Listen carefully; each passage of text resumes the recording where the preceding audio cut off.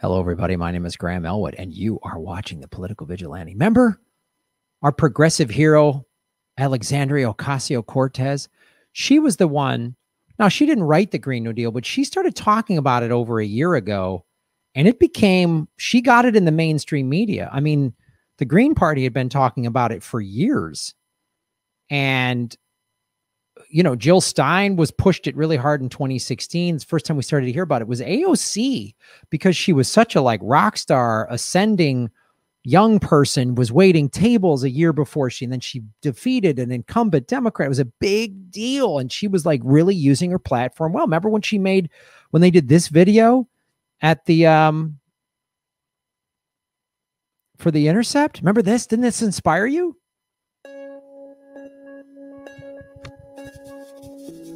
The bullet train from New York to DC. It always brings me back to when I first started making this commute. In 2019, I was a freshman in the most diverse Congress in history. Up to that point, it was a critical time.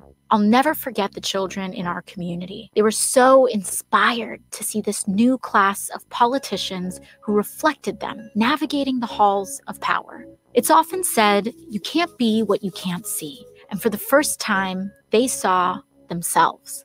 I think there was something similar with the Green New Deal. We knew that we needed to save the planet and that we had all the technology to do it, but people were scared. They said it was too big, too fast, not practical. I think that's because they just couldn't picture it yet. Anyways, I'm getting ahead of myself. Let's start with how we got here. 1977, New York. A senior scientist named James Black made a presentation about how burning fossil fuels could eventually lead to global temperatures rising 4 or 5 degrees Fahrenheit. Within 2 years, one of the world's biggest supertankers was outfitted with a state-of-the-art lab to measure CO2 in the ocean, gathering more data about global warming. Guess who was doing all of this research? ExxonMobil, the oil and gas company. Oh yeah, Exxon knew this whole time, as did our politicians. 10 years later, James Hansen, NASA's top climate scientist, told Congress he was 99% certain that global warming was happening and caused by humans. That was 1988, the year before I was even born. So did Exxon listen to the science, including their own? Did they change business models, invest in renewables? No, the opposite. They knew and they doubled down. They and others spent millions setting up a network of lobby groups and think tanks to create doubt and denial about climate change. It was an effort designed to attack and dispute the very kind of science they themselves had been doing. And it worked. Politicians went to bat for fossil fuels, and these massive corporations kept digging and mining. We're going to stop right there. Politicians go to bat for fossil fuels. Gee, I wonder why I'm bringing that up. Why are we talking about politicians going to bat for fossil fuels? What could possibly do that? Who would do that? What politicians is she referring to? Wow, here's her talking on CNN. The issue of fracking has been confusing. During the primary, he sounded supportive of a ban. On Saturday, he told voters in Pennsylvania, quote, "I'm not banning fracking, period." It sounds like now he's on the other side of this issue from you. Does it bother you? You know, it does not bother me. I believe, and I have a very strong position on fracking. You know, the science is very clear. The methane emissions from fracking are up to 64 times more powerful than CO2 emissions at trapping heat in the air. And just from a perspective of stopping climate change, you know, there is a scientific consensus. However, that is my view. Vice President Biden has made very clear that he does not agree with a fracking ban. And I consider that, you know, it will be a privilege to lobby him should we win the White House. But we need to focus on winning the White House first. And I'm happy to make my case, but I also understand that he is in disagreement on that issue. Do you worry that his opposition to a fracking ban is going to hurt young voter turnout? Well, you know, I believe that young people right now have a very disciplined activist mindset, and they are not here with the intent of voting for their favorite person or voting for, you know, someone that they think is perfect. as president. I think young people are actually quite disciplined and quite realistic and pragmatic in their vote, and they want to vote for who they are going to lobby. They're right now, young people are so clear on their stances on many political issues that they believe that they want to vote for a president that is at least going to be receptive to their advocacy, activism, and protest, frankly. And so, you know, there is no question that Joe Biden is a much better person in that position to be receptive and actually listen to the voices of advocates than Donald Trump, who is intensely focused on enriching himself and his friends. So, okay. It doesn't bother me, is what she said. I feel different. It'd be my privilege to lobby him should we win the White House. Here's what Howie Hawkins said, Green Party presidential candidate. AOC has repeatedly refused to call for an immediate ban on fracking or halt new fossil fuels. She took my Green New Deal, added 20 years to the timeline, and stripped out our call for public ownership of our energy system and a massive cut in the military budget to pay for it. Wow. How far we have fallen, AOC. How far we have fallen. What happened? What happened? Like, what happened? It's unreal, man. What? I can't even. What happened? What happened to this? Where were you? Lobby group. Very kind of science they themselves had been doing, and it worked. Politicians went to bat for fossil fuels, and these massive corporations kept digging and mining, drilling and fracking. So while I'm against it, I'm going to still buckle to the Democratic establishment. Because Trump is that bad. At least Joe Biden, we can move to the left. You think you're going to move Joe Biden to the left, AOC? Are you ridiculous? Like, do you not have a history book? When he was vice president for 8 years? 8 years. They opened up the Arctic to drilling twice. He was vice president and let Obama, he let Standing Rock happen. He let the Dakota Access Pipeline happen. They were fracking when he was vice president. What are you talking about? We'll pull him to the left. He didn't get pulled left, and Obama didn't get pulled left for 8 years. Bill Clinton didn't get pulled left.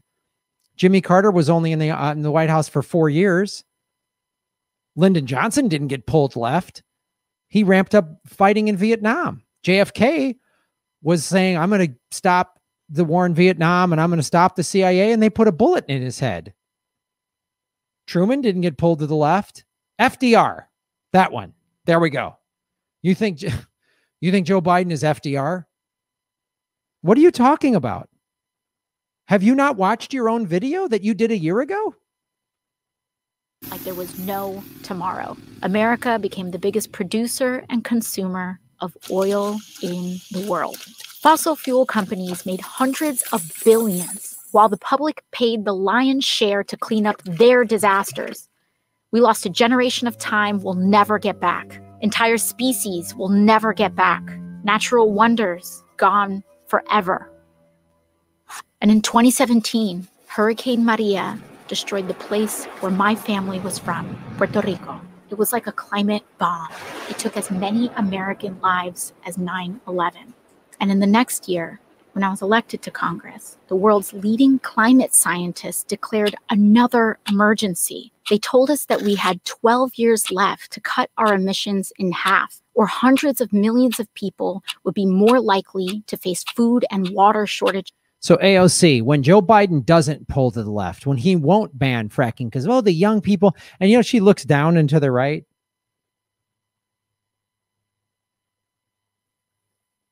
You know, you see that that's what you do when you're searching for an answer because you don't believe what you're saying.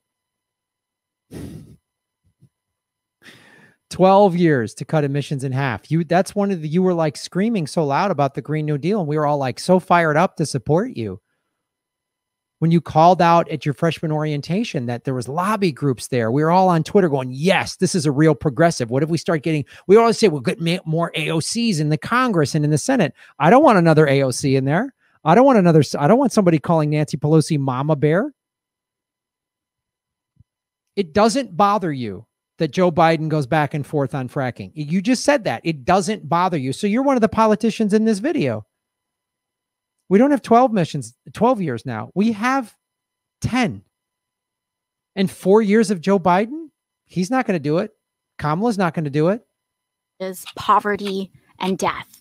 12 years to change everything. How we got around, how we fed ourselves, how we made our stuff, how we lived and worked, everything. The only way to do it was to transform our economy, which we already knew was broken since the vast majority of wealth was going to just a small handful of people, and most folks were falling further and further behind. It was a true turning point. Lots of people gave up. They said we were doomed. But some of us remembered that as a nation, we'd been in peril before. The Great Depression, World War II. We knew from our history how to pull together to overcome impossible odds. And at the very least, we owed it to our children to try. The wave began when Democrats took back the House in 2018, and then the Senate and the White House in 2020, and launched the decade of the Green New Deal, a flurry of legislation that kicked off our social and ecological transformation to save the planet. You remember last year, AOC, when you called out, you got in a Twitter fight with Nancy Pelosi because the democratically controlled Congress that you're talking about here voted to approve Trump's border wall. The democratically controlled Congress, AOC, voted to extend Trump's war budget. The democratically controlled Congress voted for the CARES Act. You're a fraud. That's why you voted for the CARES Act verbally, so there's no written record of it. So everybody knows that you're a liar. And what lies are you telling yourself? Oh, I'll get this. We'll get Biden. We'll pull him to the left. In 4 years, I'll run for president. Is that it? Is that it? You know you're dishonest. You won because you were authentic and honest. And now you're lying, and it's obvious. We can all see it. You can't go back from authentic to not. You can't do that. Like, you can't do that. It was the kind of swing for the fence ambition we needed. Oh, swing for the fence. You're not getting that with pragmatism. You just said pragmatic. You said young voters are pragmatic. No, they're not. They don't have a future. You're a young person. You have no future. You think what? You just sold out your own generation. Finally, we were entertaining solutions on the scale of the crises we faced without leaving anyone behind. That included Medicare for all, the most popular. Another thing Joe Biden's against. Kamala lost. She couldn't even make it to Iowa, and she's the VP pick. Social program in American history. We also introduced the federal jobs guarantee, a public option including dignified living wages for work. Funnily enough, the biggest problem in those early years was a labor shortage. We were building a national smart grid, retrofitting every building in America, putting trains like this one all across the country. We needed more workers. That group of kids from my neighborhood were right in the middle of it all, especially this one girl, Ileana. Her first job out of college was with AmeriCorps Climate, restoring wetlands and bayous in coastal Louisiana. Most of her friends were in her union, including some oil workers in transition. They took apart old pipelines and got to work planting mangroves with the same salary and benefits. Of course, when it came to healing the land, we had huge gaps in our knowledge. Luckily, Indigenous communities offered generational expertise to help guide the way. So are these the same indigenous communities in like Oklahoma that has seen a like 200% rise in earthquakes in the last 10 years? Because that's what fracking creates. You're against it, but you won't really speak out against the Democratic Party. You think you can reform this party from within? You know you can't. You're lying to yourself if you think you can. If you really were going to take bold action, you'd walk away from this corrupt party. and take the squad with you, but you're not going to. You've already sold out. You've acquiesced. You won't call out the Democratic Party. Okay, when you beat Trump and Biden doesn't stop any of this crap, you're not going to call him out. I don't have any faith that you will, because you've already proven that you bail. You've sold out. Just say it. I'm a sellout. At least the Republicans say I'm a greedy, filthy sellout. They just say it. I'm a racist, old asshole sellout. They just say it. Yeah, Trump's awful. I have to reiterate. Oh, Graham, do you like Trump? Is that what you? Yeah, Trump's awful. But this kind of buckling, AOC, is why the Democratic Party is so weak. It's why we have Trump. Because when given the opportunity to really fight, to really speak out, to really change, the Democratic Party, including people like you, always buckle. You don't remember this. 2 years ago, early in your campaign, we were talking on Twitter or email or something like that, and you were going to come on my show, and you were starting to get too busy, and we couldn't figure it out, and you were like late, you're on the subway, and you really wanted to, and it was really genuine. You wanted to come on my show, and you couldn't. You didn't have the time, and then you got too busy to come on a small show like this. I get it, but you'd never come on this show now. You'd never come on this show now because you'd have to answer to this. And you don't want to do that. And it would be bad for your campaign. And you can't play the like identity politic card because I'm hardcore lefty. And you can go watch all the videos I talked about how great you were. I mean, I've got dozens of them. So you can't play the I'm some Fox News idiot guy. And they're all idiots over there. And they're idiots at MSNBC, and Jake Tapper's an idiot at CNN. They're all corporate idiots. And these politicians that you're calling out in this video, you're doing it now. Ileana got restless, tried her hand as a solar plant engineer for a while, but eventually made her career in raising the next generation as part of the Universal Child Care Initiative. As it turns out, caring for others is valuable, low-carbon work, and we started paying real money to folks like teachers, domestic workers, and home health aides. Those were years of massive change. And not all of it was good. When Hurricane Sheldon hit southern Florida, parts of Miami went underwater for the last time. But as we battled the floods, fires, and droughts, we knew how lucky we were to have started acting when we did. And we didn't just change the infrastructure, we changed how we did things. We became a society that was not only modern and wealthy, but dignified and humane too. By committing to universal rights like healthcare and meaningful work for all, we stopped being so scared of the future. We stopped being scared of each other, and we found our shared purpose. Ileana. I'm scared of the future now because people like you and Bernie, you've all sold us out. Tulsi sold us out. You've all sold us out. I'm fearful of the future because we have no real progressive leadership in the Democratic Party. None. Bernie's really good at tweeting. He just quit. He quit. I watched you and him at numerous campaign events. I watched you speak in Venice Beach near my home in Santa Monica. I covered it for this channel, and I was like inspired. Now I'm not. Now I'm not. Heard the call too, and in 2028 she ran for office in the first cycle of publicly funded election campaigns, and now she occupies the seat that I once held. And the Democratic Party is never going to let any of this stuff happen that you do in this video. The Democratic Party is never going to let any of this happen. Change from within. Okay, I'm going to join a drug cartel that sells like heroin and meth, and I'm going to see, and I'll try to change that from within, and we'll see which one of us changes from within first. I'm going to get them to stop selling drugs, but they're going to sell vegan smoothies instead. And they will never do that, but they'll make a concession. We're going to use plant-based cocaine. We're going to not sell it as near that close to schools. And I'll go, yay, I got a little win. And that's the ridiculous rationalizations that you're already telling yourself. I couldn't be more proud of her, a true child of the Green New Deal. When I think back to my first term in Congress, riding that old school Amtrak in 2019, all of this was still ahead of us.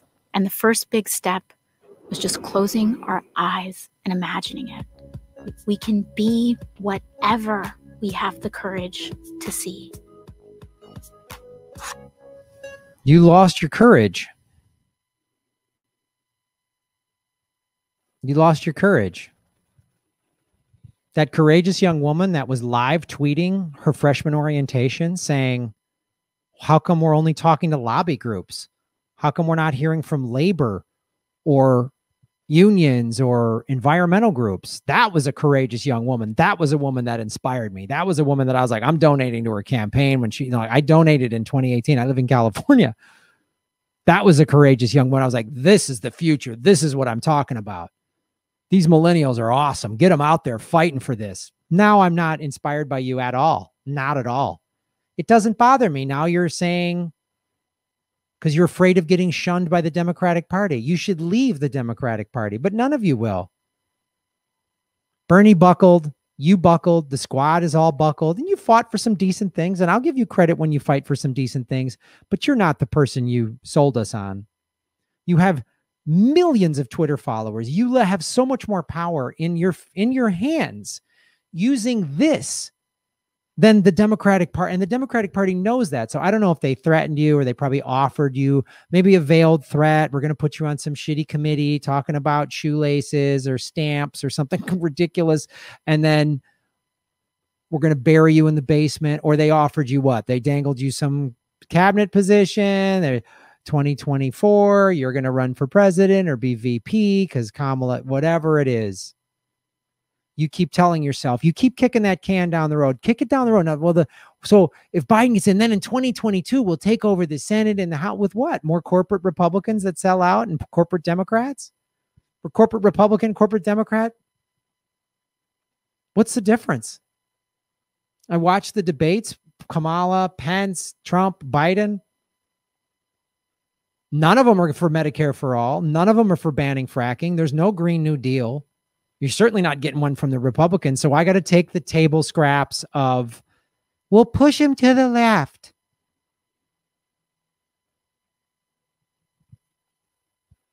I'm 20 years older than you, and this is why I'm cynical. Because I've heard this bullshit before, and you got in. You have more power than I will ever have. And you're already giving it up and you don't even realize it. It's sad.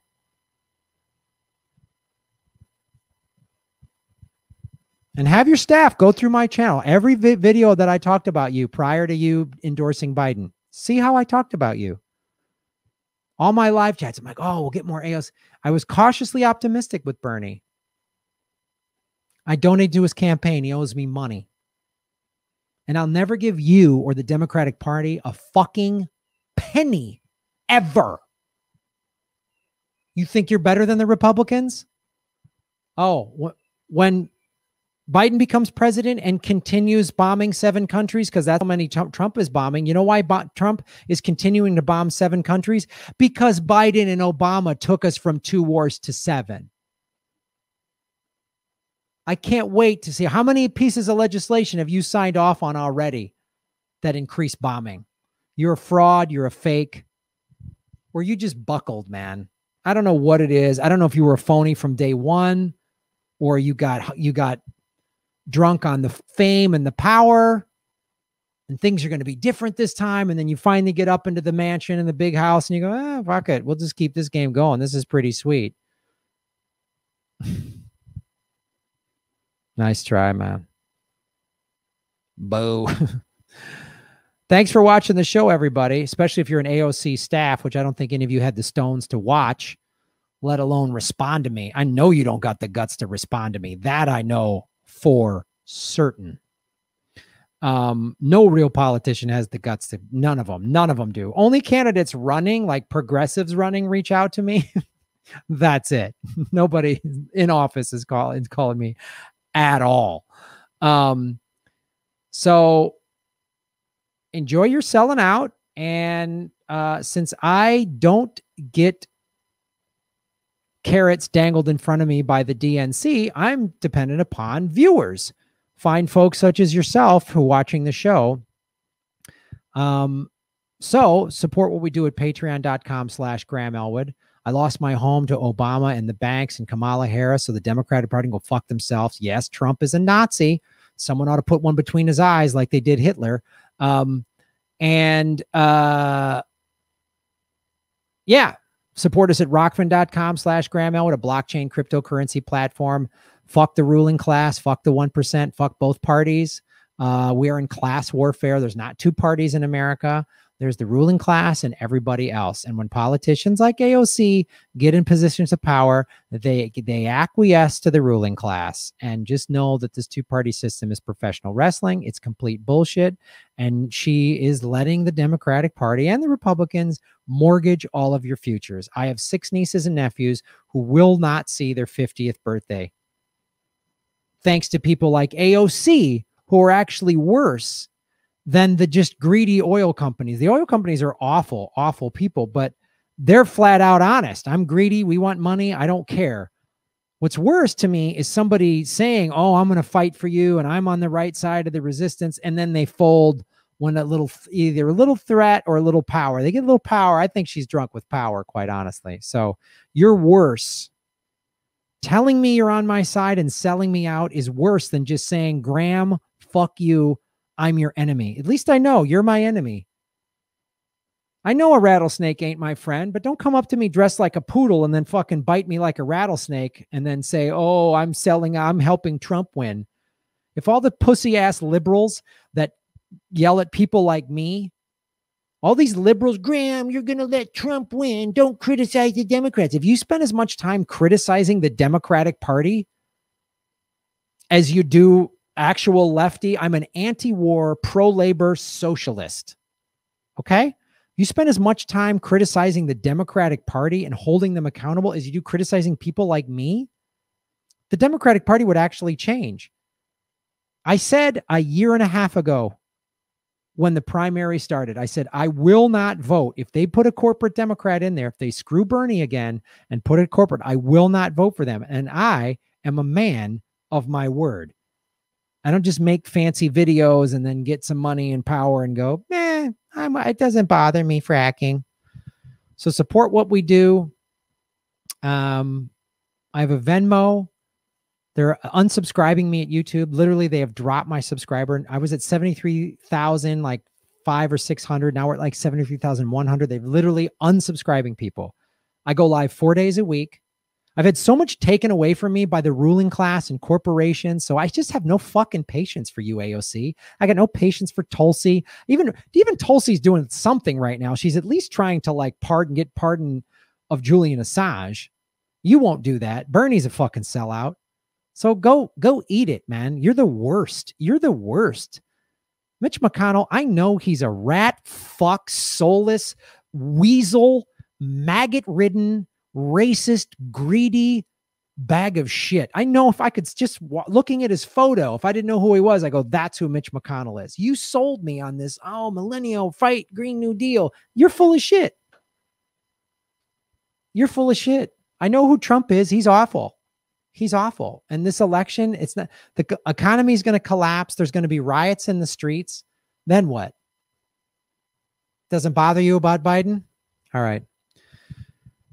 Thanks for watching the show, folks. Shave your knuckles for justice. We're all trying to make Gotham great again. Unless you're in Congress or the Senate, then you're making the world a shitty place. You're going to get a couple of Band-Aids on some shotgun wounds and say, well, we'll just, progress. Let's not be purity tests. There's pragmatic centrism. Yeah. Great revolutions always happened incrementally, right? Isn't that every great revolution happened incrementally, right? Joe Biden said now's not the time for a revolution. He's so right. Revolutions never happen when things are going bad. Revolutions only happen when everything's going great. That's when revolutions, throughout history. I've done this crazy thing of read history books. I suggest you all do that.